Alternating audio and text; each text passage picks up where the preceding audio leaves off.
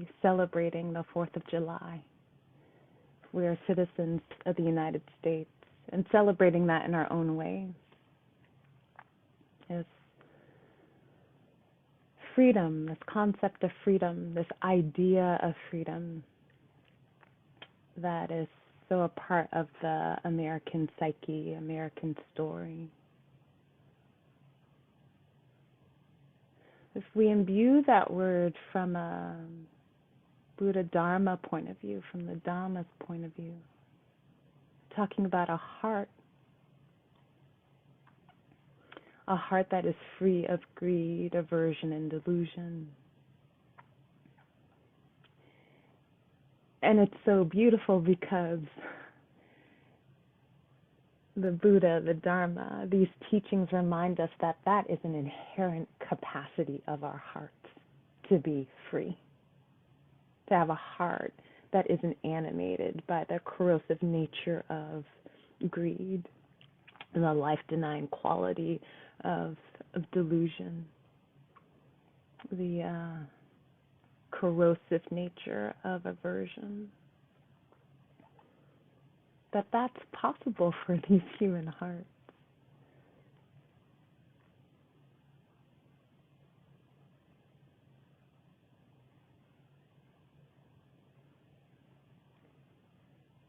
And these human hearts live in human bodies in a human world. And when you feel into the zeitgeist, the spirit of our times, maybe Dickens comes to mind. It was the best of times, it was the worst of times.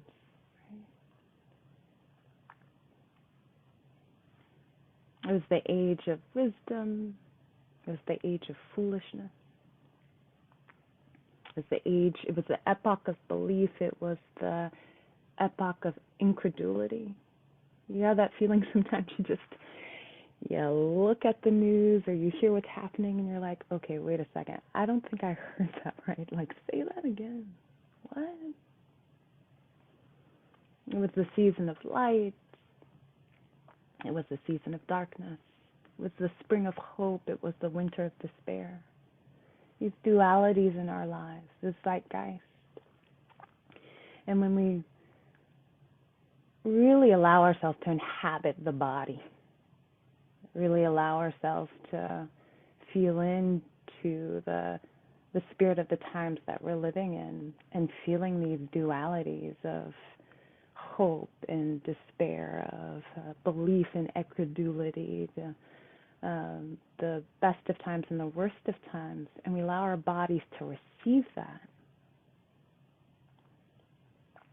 discontent can arise in the heart mind. Discontent can arise in the body. Fear can arise. Right?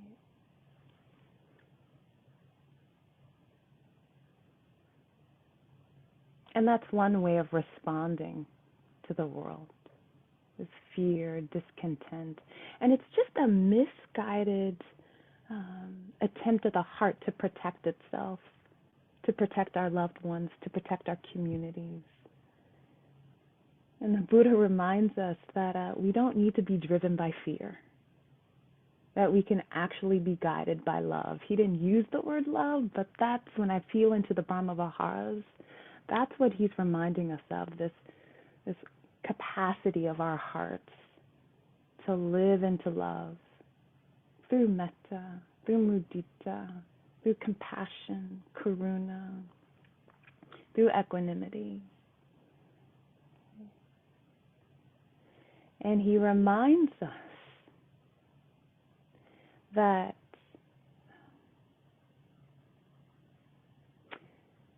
metta is a protection from fear, from being driven by fear, by being driven by discontent.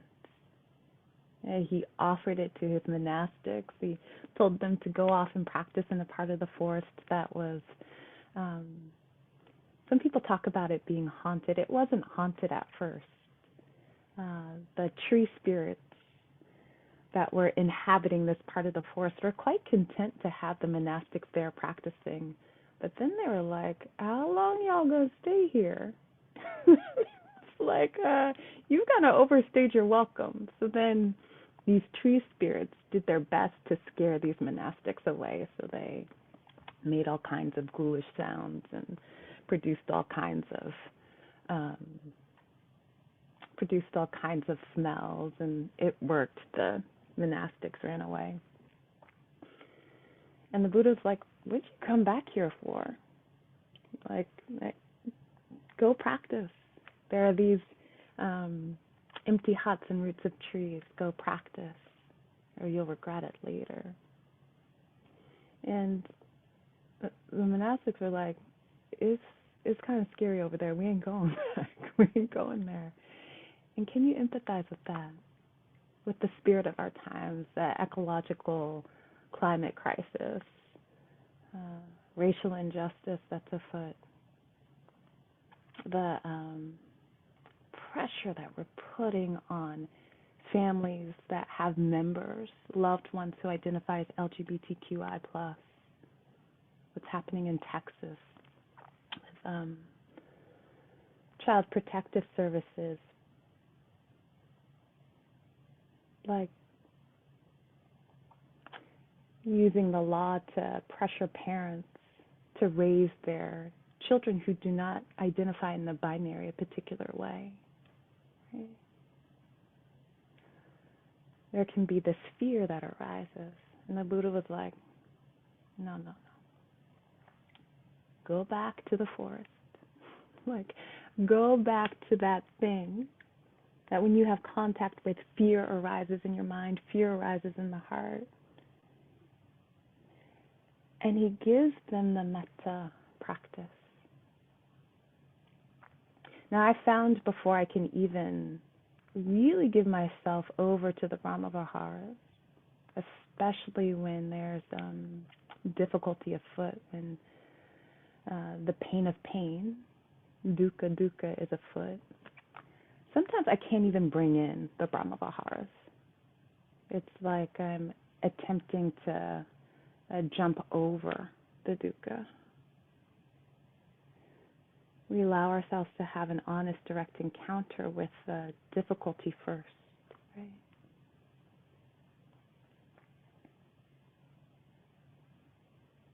And we can actually still call on the Brahmaviharas in that instance, but we're not actively bringing them in with phrases, imagery. An image that's been coming up around the Brahmaviharas is equanimity at the center. Real physical sense in the body. Equanimity at the center, as if the torso and the spine are this physical manifestation of equipoise, balance. And that equanimity is wrapping its arms around and sharing its gifts with compassion, with mudita, or sympathetic joy. What I mean by sharing its gifts is that it's keeping metta in balance. It's keeping compassion and mudita in balance, so that the compassion doesn't fall into despair or overwhelm, and that the mudita doesn't fly sky high into exuberance or jealousy or envy. That it shares its wisdom, its perspective, its wise knowing, so that compassion can stay balanced, and mudita, the sympathetic joy, this celebrating the good fortune of others, celebrating beauty, stays in balance. And that equanimity, compassion, mudita, sympathetic joy, altruistic joy is held in the field of metta, this friendliness, this benevolence. It's almost like it's an energetic field that's protecting our heart's capacity to stay balanced and respond to the pain of the world with compassion, our own pain. And then when we see beauty, when we see goodness and good fortune, that it responds with joy and happiness and delight.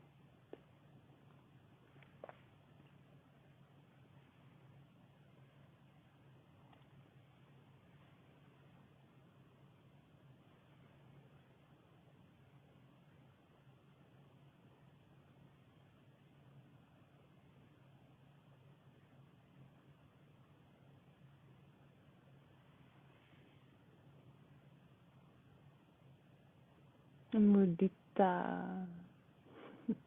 I'm smiling because I'm reminded of my friend and teacher, Temple Smith. We were teaching together at Spirit Rock earlier this year, and we were offering some guidance around this practice of mudita. And when he wrote it on the board, he wrote it, so it's spelled, the Pali word for sympathetic joy, altruistic joy, is spelled Mudita, but he spelled it Moodita. So for the whole retreat, our whole team, we talk about mudita. And I loved how playful we got with it, because mudita has this flavor of joy, of lightness. Right?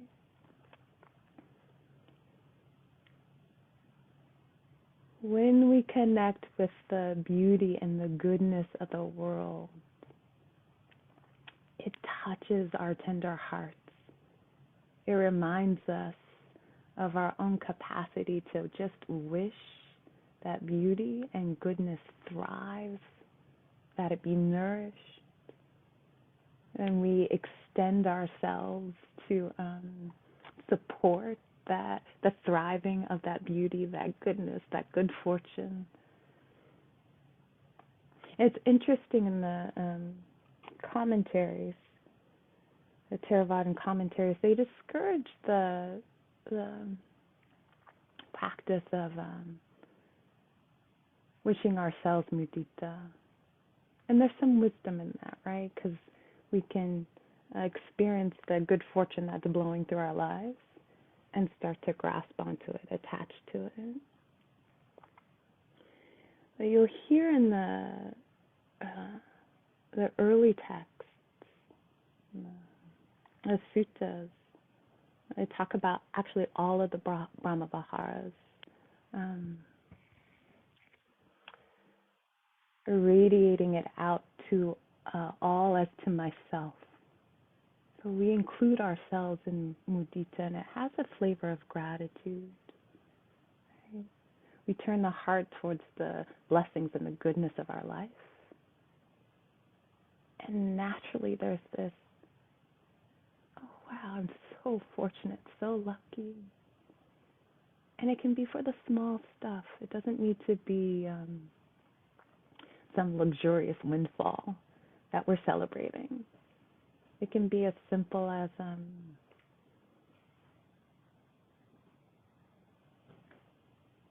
I have a home that protects me from the elements. Food in the refrigerator.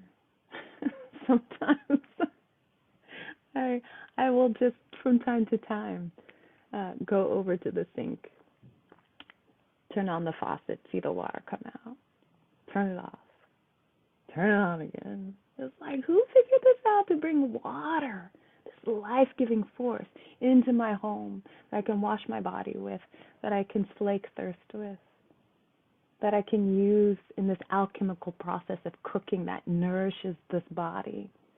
It gives this body energy to live into the teachings, to live into the Dhamma. Right? My goddaughter is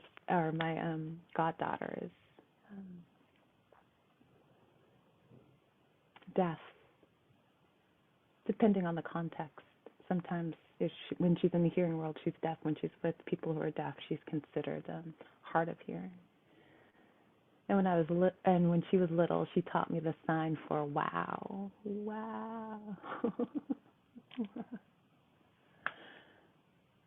And sometimes when I see water, whether it's the water coming through the faucet or I'm on a hike and walking around the series of lakes up here, there's this wow,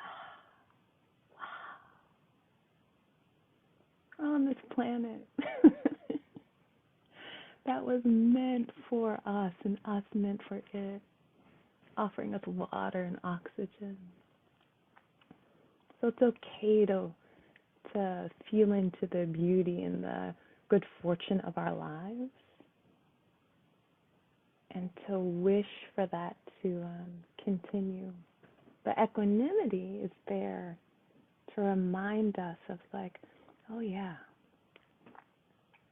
we live in this samsaric world that's animated by impermanence, by change. So this good fortune won't last forever.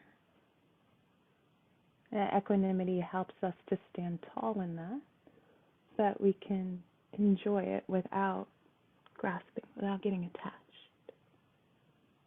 Let it blow through.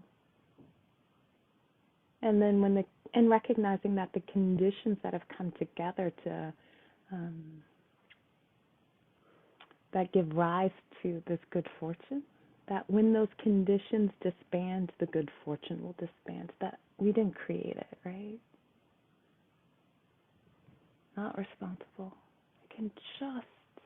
There may have been some things I did to like influence it, but it's one of many conditions that have given rise to this good fortune. Those conditions disband, and then the difficult blows through our lives. There's equanimity to help us stand tall, allow ourselves to have an honest encounter with the ouch, the pain of it, without pushing it away. Sometimes there's a reactivity of like, I don't want this. I wish this world were different. And we allow equanimity to be there to allow us to have an honest, direct encounter with that reactivity. Allow it to pass. And then when that reactivity passes, there's just the tenderness of the heart and the difficulty of the situation.